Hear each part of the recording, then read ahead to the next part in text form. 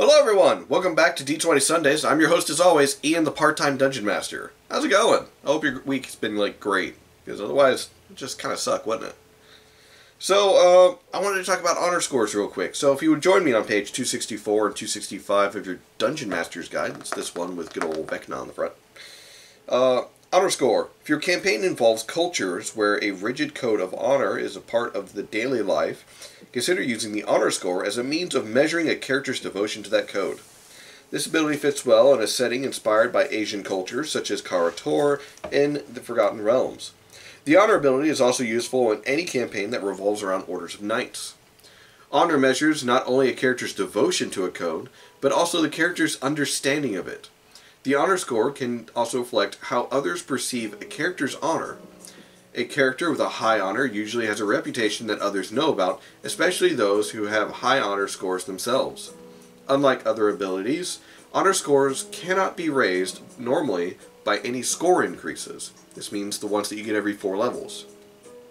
Instead, you can award increases to honor or impose reductions based upon a character's actions. At the end of an adventure, if you think a character's actions in the adventure reflected well or poorly on his or her honor or understanding of the code, you can increase or decrease the character's honor by 1.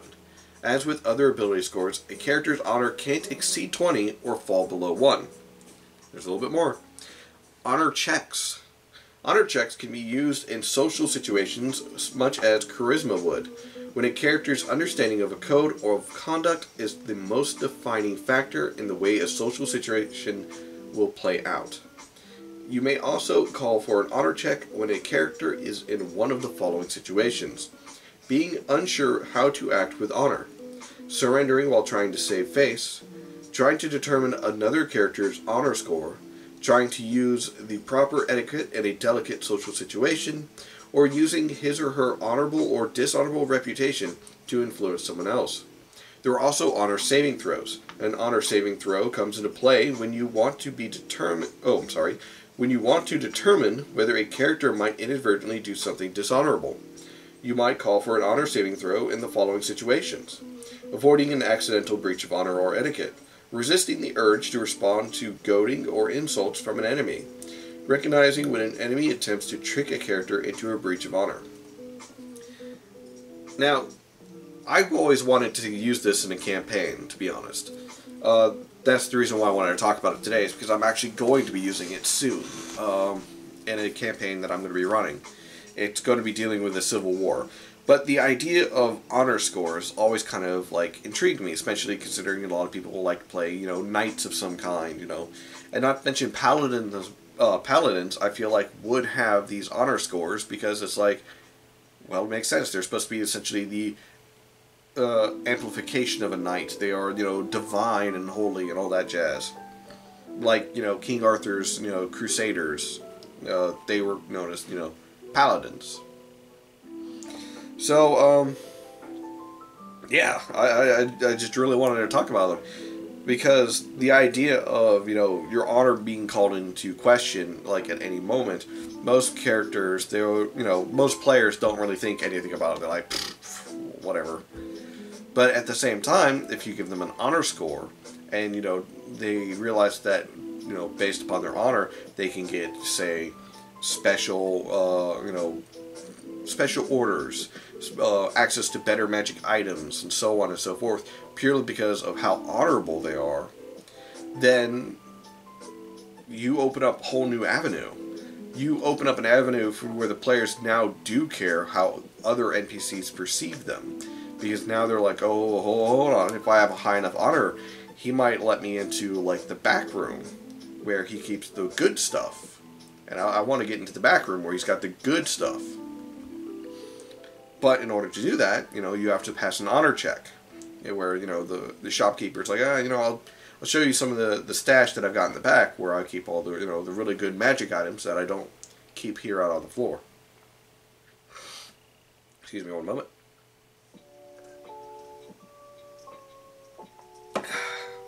I'm having a sinus problem today, which is always fun. So the only way I can do it is jamming that goo stuff up my nose and drinking tea is the only way I can get rid of it. So, when it comes to these honor checks,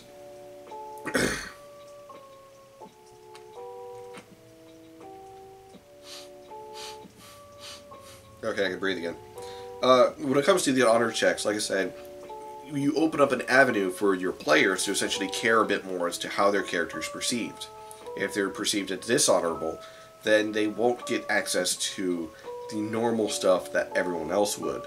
They might get access to something different, but on the more scrupulous side. They might be able to have a better reputation with thieves guilds, because it's like, oh, you know, you're just as bad as one of us. You know, sure, yeah. Here, have some extra lockpicks. Or, you know, here's some extra poisons or something. All these things should be taken in consideration when it comes to the honor score when you're using it. A dishonorable person is definitely going to get along much better with scoundrels than an honorable person. But at the same time, an honorable person is going to get better along with, you know, nobles and, you know, high-class individuals than the dishonorable person. So, this is going to introduce a very nice little balance when it comes to how your party interacts with NPCs, as well as how they interact with each other. And I'm kind of waiting to see how that works and how it pans out in the campaign. If it becomes like too much of an annoyance to the players, I'll have to cut it out, which I'm okay with. But the idea that I'm going to be able to get to use it and see how it works and see how these avenues open, I definitely I am excited for. Especially, you know, some of these, like, you know, trying to use the proper etiquette in a delicate social situation. I can assure you, slapping the Duchess on the ass and saying, "Hey babe," is not proper. Do not do it. When talking to the judge, saying, "Yo, what up?" is not proper. Don't do it. And it's some basic etiquette things that, you know, everyone should know. But at the same time, when it comes to dealing with, like, very one-on-one conversations, especially in a very public place, your honor can come to check and say, like, hey, okay, this is how you act when dealing with this person because of how high their honor is, as well as what their rank in the social status is. You know, you're down here, they're up here, you know, learn your place. And use it to your advantage.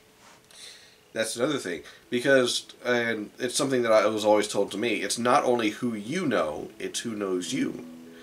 So, in other words, you know, if you know somebody and, you know, you're going to ask them for favors, it's also how well do they know you. Because if they don't know you well enough, they're not going to say yes. And if they know you just in passing, they're like, yeah, I've heard of you, but I don't know. So the honor scores can be something very different with that in the sense that, well, not different, it could be very similar to that in the sense that if your score is high enough, well then, you know, NPCs of, like, you know, of large social status, say a noble, would be like, hey, yeah, I've heard of you, yeah, you know, you need a favor? Well, you know, I've heard a lot of great things about you, so, you know what, yeah, I can do you a favor. It's kind of like being the good guy. And that's another thing. Being the good guy. I don't know what murder hobos of parties that are out there that have a problem with being the good guy. And I say this because of all the parties that I've had to deal with. Being the good guy is apparently a stick in the mud. Being lawful good is stupid. You're lawful stupid. Being a paladin is bad because you're lawful stupid. Okay, I'd like to point out, yes, it can be a stick in the mud sometimes. But on the other hand, guards will like you. Nobles will like you.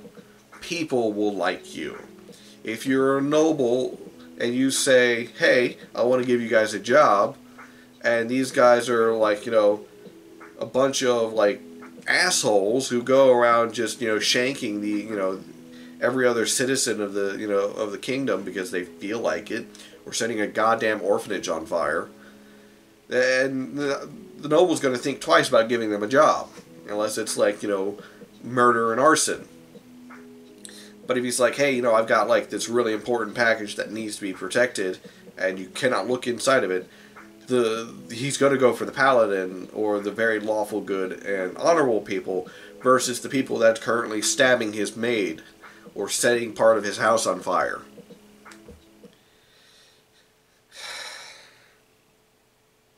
You're probably wondering where that comes from. No, it's not from the age-old "fuck you, Steve." It is from a party that I've had to deal with, though. But the idea of that is that, you know, if you're the good guy and you've got a good reputation, you're going to get things that no one else can get, and people are going to like you and give you better jobs and give you more money, and give you access to better items. If you're a jerkwad who goes around setting things on fire randomly and stabbing the occasional person because, well, they look like they needed a stabbing, then you're not going to get those things. You might get someone else's attention to get something else, but it won't be always agreeable with the rest of the party. So, anyways, that's it for this D20 Sundays. Cheers. Have a good one. Laters.